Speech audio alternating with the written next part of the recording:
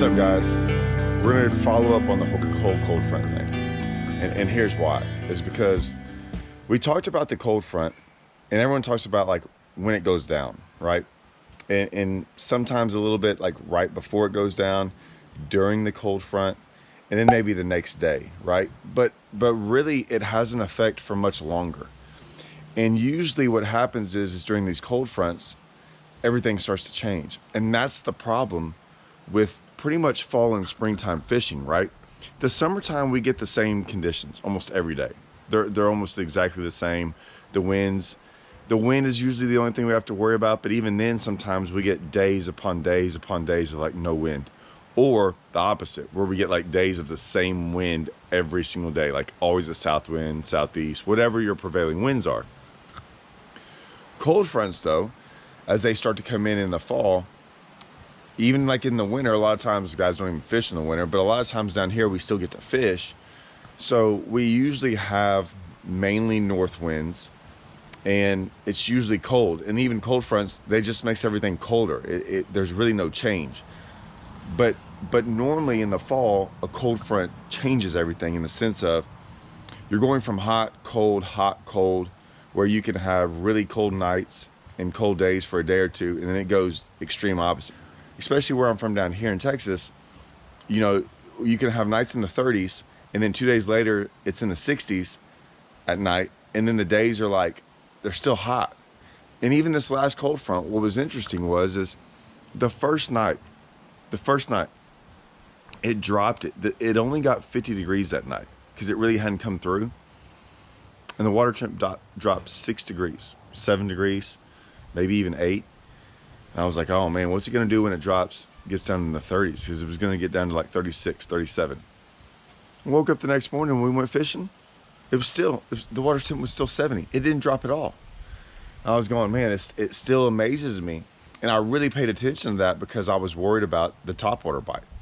And what was going on was, and I talked about the topwater bite and how it had an effect on it. And it was hard for us to throw a topwater the day before because the wind was so bad, right? It was whitecapping so bad. The next day, we threw it a little bit and barely got bit on it, like almost none. I got some bites late in the day. And I was going, okay, it should get better, right? It should. And then all of a sudden, I went out there the next day and we fished the tournament. It was actually the Bassmaster Open. I mean, we're talking about it. And I caught them pretty good just fishing around, so I really wasn't worried about the shallow bite. My buddy Hallman, he actually caught his biggest one on a topwater, okay, that day. But he didn't get very many bites. And I was going, okay, man, like there's a chance. We thought we could do really good on a topwater because we could get big bites on it. And it was really hard to get big bites. You could usually catch fish shallow, but it was very hard to get one over like 3 or 4 pounds. So we were worried that the weather, and like everyone goes, well, it got cold. It wasn't that the water dropped to a degree that was too cold for them to hit a topwater. We just have grass down here and they bury up. And what we kept on saying is they bury their heads in the grass, right? They don't show themselves. And what we're talking about is they don't show themselves is like, if there's so much grass and so much cover and so much things, they just don't sometimes like to get up and move around. A lot of times, even if you don't have any of that cover, what they don't like to do is sometimes get up in the water column to come eat something. A lot of the times it's because of bait fish. Like there's a couple of different reasons, okay? Sometimes it's because you have cover in the lake and they move up and down on that cover. So grass, stumps, trees, whether it be boat docks, under boat docks, like they move up and down on that level. Fronts dictate a lot of that, right? Sometimes it's because of the temperature of the water. Sometimes because the temperature of the water, it really doesn't affect the bass, it just affects the bait. And so if the bait isn't coming all the way up to the surface, the bass aren't coming up to the surface, right? Sometimes it's cover, as in they just don't like to get out of the cover, because fronts usually have a way of making fish hide, like they bury up.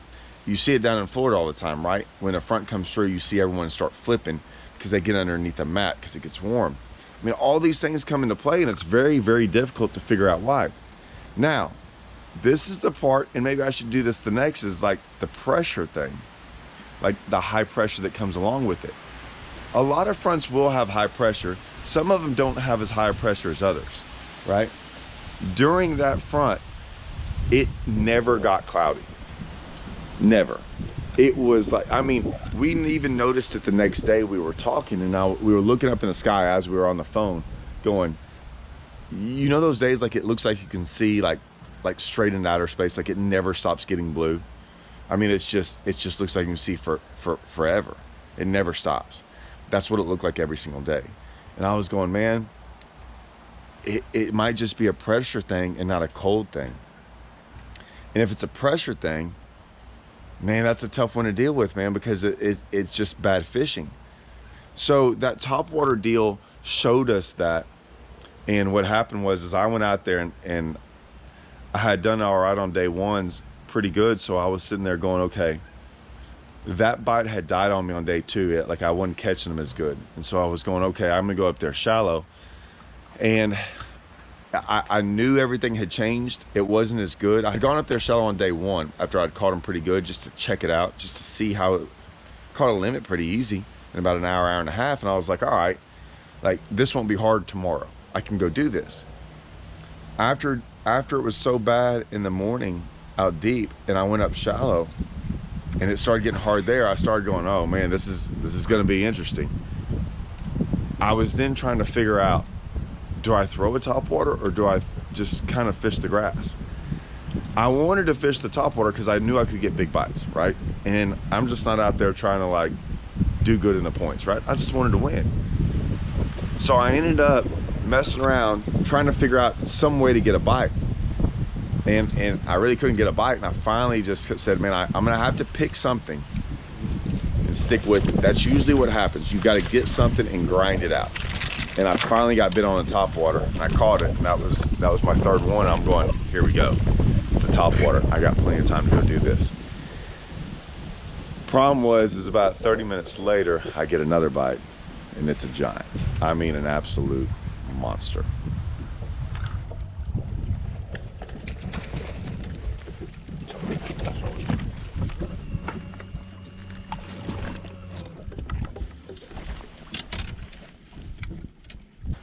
I wouldn't say it led me down a dark path, but it did, in the sense of those were the bites I needed. Like that bite right there, I was looking for one of them, and I was going, man, if I get one I can probably get another one. But it never touched it and missed it. Once again, part of the whole front thing, right? Not only are you working against conditions that are changing, this high pressure, when you finally do get a bite, they're not really eating it like they would if it was normal conditions, right? Without the front condition. So I bring all this up because this is what the front does, right? Weird things happen. And what I mean by weird things is before this event, it was just bite after bite after bite. It was easy. Like I could call my shots. And then it's trying to figure out how to get one bite. And then even then, are they going to eat it, right? And so, and that'll go along with a crankbait, whatever bait you're throwing. There are certain baits that are better than others to throw during a front because they're probably not going to miss it as much. But that was my issue. And so, but I knew that was the way to really catch some big ones. I mean, I knew it. And that's what you got to deal with. Now, I took a gamble. I did. I've thought long and hard about that gamble. Very hard. Normally I was pretty upset too about it because I ended up getting some more bites. I got a lot of bites on the topwater. I hadn't been catching any small fish all week, and I think I caught 10 or 12 small fish. Like they never missed it. And then I had two absolute monsters. I had another a big one, a decent one hit it, and another one, decent one follow it all the way to the boat. But the small ones I caught, and I was going, what is going on? And the two big ones, I mean big ones, they missed. So that's what you play with front conditions, right? I mean, it makes it hard at times. And if you look at the weights were way worse on day 2. So, I mean, that's the issue. And what happens is as those fronts push through, I looked up at day 3, and day 3 looked even harder for everyone than all the rest of the days. And they caught them worse. And then if you look up, it's still bluebird conditions. Throw a little freaking 20-25 mile an hour wind in there, which we had a little bit on day 2 from the south. So now you've got wind. It kind of makes it a little bit difficult for you to get around and fish, right? Wind sometimes makes them bite better, but it only makes certain things bite better, like certain baits, like a spinner bait or a swim jig or a crankbait. And that's great. We live on a lake that's really big, and that wind gets up, so it almost eliminates half the lake. Our lake's not the greatest for throwing like certain baits, like a spinner bait and stuff like that, and it's hard to crank shallow because you're usually cranking shallow grass. Like, so it just depends on what lake you're on, right? Like sometimes wind helps you, and they might bite a bait better, but for us, like say you're out there catching them deep, man, it makes it harder to stay out there deep and catch them. So it just, these factors all have to go in on how you game plan for the day. And then what will happen is it'll change everything that you do. And eventually you get back to days like this that are all normal. It looks like it's going to be normal for a lot of days where it's the same t-shirt, right? It's getting pretty much mid-fall, and it's going to be normal again. It's going to be hot. The fish are probably going to do the same thing every single day. Like if you go figure them out now, you'll catch them tomorrow and the next day, and you'll do this. And this is what'll happen is that like you get in these 2 weeks, it might be like this, where you catch them. You can go, whatever you figure out today, you can go do it every single day. It might change a little bit based on wind or something, but for the most part, it's all going to be the same. And they get very, very, like say you catch them on a topwater again, you probably catch them on topwater every day. Say you catch them on a crankbait, catch them on a crankbait almost every day. That's the issue. And so those fronts, no matter how many fronts you ever encounter, right? And I've fished through tons of them. They all have their little personality to them, right? And that's what man, that's pretty good.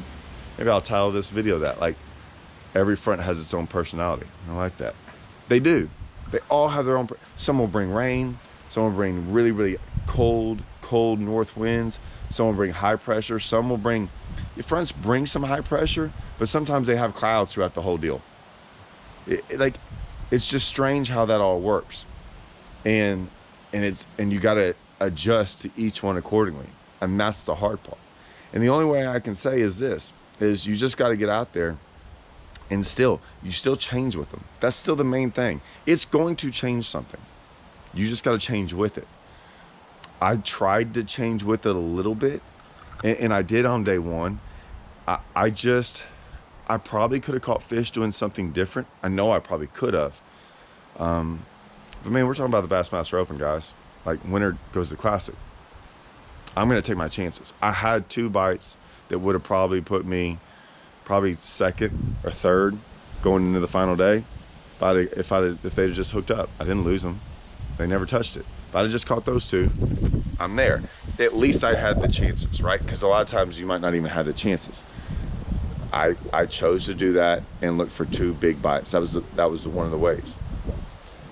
Didn't work out. Maybe next time it does. But yeah, fronts, man. They will absolutely frustrate you beyond all belief. Because I mean, they are hard to deal with. They're hard to deal with because they're so unpredictable. And it's easy for me to sit here on this camera and say, hey, change, right? Just change with it. But I can't tell you exactly what that change is. And that's the hard part. And no one will ever be able to.